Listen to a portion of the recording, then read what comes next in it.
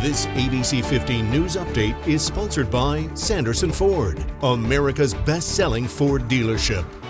Hello, I'm Justin Pizzera with your afternoon update from ABC 15 Arizona. A Valley mother who lost her son in a crash 2 months ago is now feeling another level of pain related to his death. Jennifer Newman says that someone keeps destroying her son's memorial near Bell Road and 115th Avenue in Surprise. Her son Bryce was killed just 2 days before Christmas last year when his motorcycle and another vehicle collided. Jennifer set up a camera at the memorial, which she says recorded a person tampering with that memorial. I don't know who it is. I don't know why they're doing it. And to be frank, at this point, I don't even know if I care. I just want it to stop. Jennifer first thought the city or the owner of a nearby shopping center had removed it, but both say they have no concerns with the memorial. The runoff election for 2 Phoenix City Council seats is less than a week away. District 6 voters will select a new member to succeed term-limited Sal DeCiccio. The District 8 race is between incumbent Carlos Garcia and challenger Kesha Hodge Washington. Voting centers will open on Saturday. A map of locations is right there on your screen. Registered voters can use any of those sites regardless of where you live. At the state capitol, Governor Katie Hobbs is creating a new task force to help missing and murdered Indigenous people.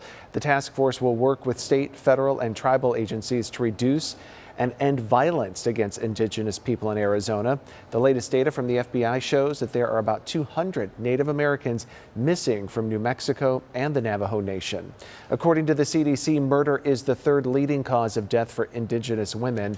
Another report also shows more than 4 out of 5 have experienced violence. Natalie Weeks is a Native American educator and advocate, and she says the biggest issue is the poor data sharing between tribes and the federal government, but it goes further than that. Native Indigenous peoples, especially women, are murdered at a rate 10 times higher nationally than any other racial ethnic group, despite being less than 2% of the United States population. In 2016, the National Crime Information Center reported more than 5,500 cases of missing Indigenous women. The public database of the U.S. Department of Justice shows only 116. The clock might be ticking for TikTok. A bipartisan group of senators just unveiled a bill that would boost President Biden's ability to ban that app. The proposed law does not specifically name TikTok, though, but it would give the federal government more power against foreign software deemed a national security risk by the Commerce Department. When it comes to platforms and products owned by foreign adversaries like the CCP, there is next to no transparency for users about where their data is being stored and what the information is being used for. TikTok CEO is scheduled to testify at a House Energy and Commerce Committee meeting later this month.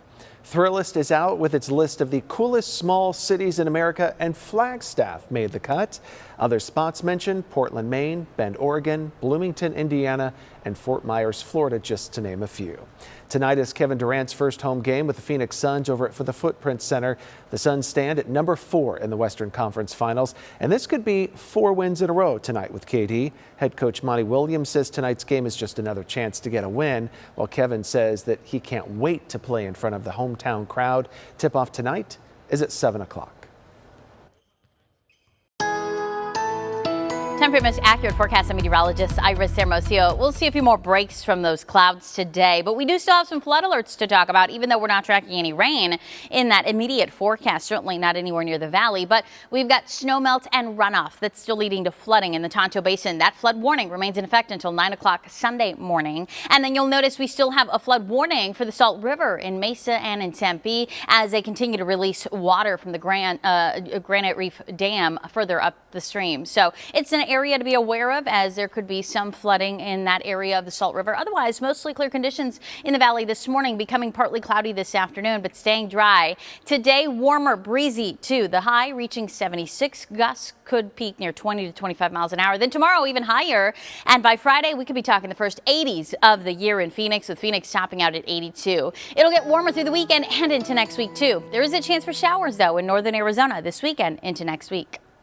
Get another update tonight. Until then, get the latest news, weather, and traffic at ABC15.com or by downloading the free ABC15 mobile app.